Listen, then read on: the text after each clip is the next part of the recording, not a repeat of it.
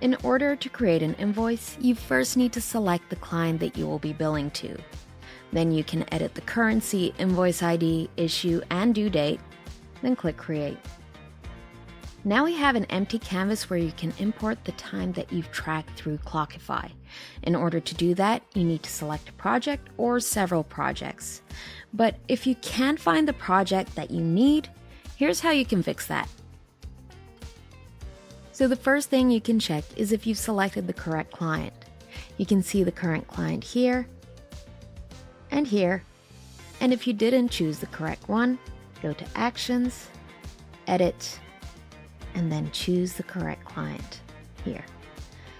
Once you click Save, this will update and you will see the project that you need.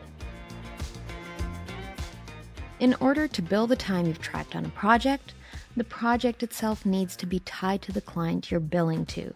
So let's head over to the Projects page and select the project that we need. Head to Project Settings, and here you can change the client.